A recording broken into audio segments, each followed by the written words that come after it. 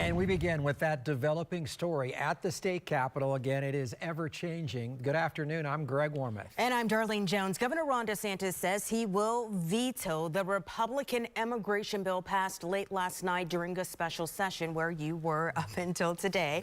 But that's not the end of the chaos at the state capitol. Channel 9 Shannon Butler has been in Tallahassee since Sunday, watching every single development of this major story. She's live there again today. And Shannon, this bill could still become law, but the Republicans will need 2/3 of the vote in the House and Senate, which the Republicans also control. That's right, but they don't have those votes as of this morning, but that doesn't mean this is over. There is something else in the works right now, and that means leaning now on the Democrats. Governor Ron DeSantis made his way across the state today to talk about immigration. You either want to solve the problem or you don't. And slam the legislature along the way. Here's the thing. This is a pass-fail exercise. Either you're doing what needs to be done or you're not. Last night, legislators passed the Trump Act. It's a new bill introduced by legislative leaders after Governor Ron DeSantis called a special session for immigration bills he backed. They just rammed this through. They didn't want to do it. They showed up on Monday. The members didn't know what the hell was going on. They unveil this thing. They think if they put Trump's name on it, that somehow that's going to pull the wool over people's eyes. And it was clear today in Titusville he will veto it. But it seems if he does, there's a plan being worked out.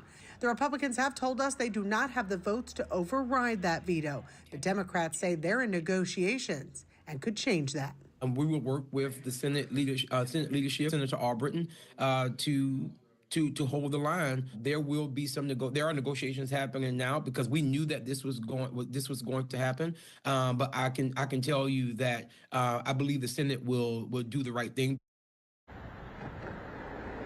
So what happens now? Well, we wait.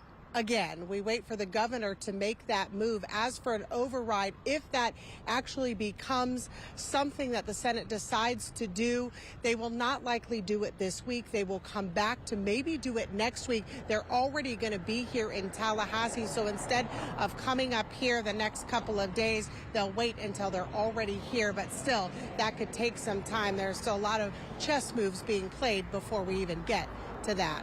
We are live tonight in Tallahassee. Shannon Butler, Channel 9 Eyewitness News. And Shannon, we talked about that this week, a veto override. It actually happened earlier this week, so it's not unprecedented. That's when the legislature voted by 2/3 majority to put arts funding back in against the governor's wishes. And Shannon, 2/3, not easy, but as we saw this week, it is possible. It is possible, and that's what they're really working hard on today. They know that they can't count on the Republicans right now because the Republicans that already voted are staying with that vote. But there are things that they could give the Democrats. Really, that student tuition, that is really a big play for the Democrats right now. It is possible if they could get that taken out of the bill, some of them might change their mind, and that, Greg, is what they're hoping for. That is the give and takes of politics. And Shannon, great coverage. We'll check back in on this. And we have some breaking news right now from Washington. President Trump just announced that Guantanamo Bay will be utilized as a detention center for undocumented immigrants. This is video of the facility back in 2002 when the U.S. government sent terror suspects there. Our Channel 9 team was able to be on site and get this video. The president says Guantanamo Bay will hold 30,000 migrants at a time who are living in the U.S. illegally. It is not yet clear if the entire facility will be repurposed or how this will be executed. Once we learn further details about this breaking news, we will bring that update to you. Darlene? And Greg, new here at 4, the Venezuelan community across Central Florida is watching major changes within the U.S. Department of Homeland Security. The Trump administration revoked deportation protection, and the country is no longer on the list of those with temporary protected status. Channel 9's Giovanni Diaz joins us live from Casa de Venezuela here in Orlando. And Gio, that is a place of solace for the Venezuelan community. They go there and receive support when they arrive here. And Darlene, let me tell you, this place is expected to get busier as we move forward. These are some of the events they've held over the years, but I want you to think about it this way. Folks leave Venezuela because of the political uncertainty there. They come to the United States looking for protection and a place to live and raise their family. Now, with this new change, all of that is in jeopardy. Do you fear for the safety of your people? Absolutely. William Diaz was born and raised in Venezuela. For the past 2 decades, he's been helping other Venezuelans to come to the United States looking for a better life. And now he's bracing for a drastic change. Public utilities do not work. The roads are in terrible condition. People dying because the hospital had not the resources. How you call that? I mean, just humanitarian crisis. Right now, hundreds of thousands of Venezuelans are under temporary protected status, known as TPS. The status is given to citizens from countries experiencing political instability, so they can live, work, and pay taxes in the United States temporarily.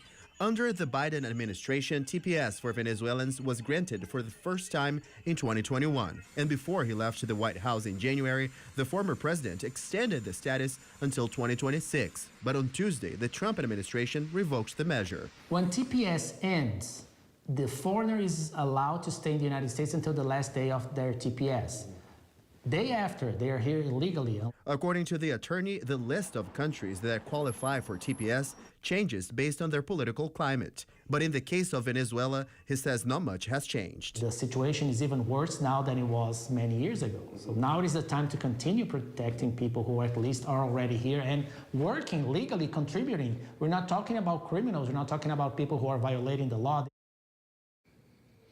So Casa de Venezuela is joining other 80-plus organizations later today for a meeting to discuss their legal options in hopes to bring back TPS. Reporting live in Orlando, I'm Giovanni Diaz, Channel 9 Eyewitness News.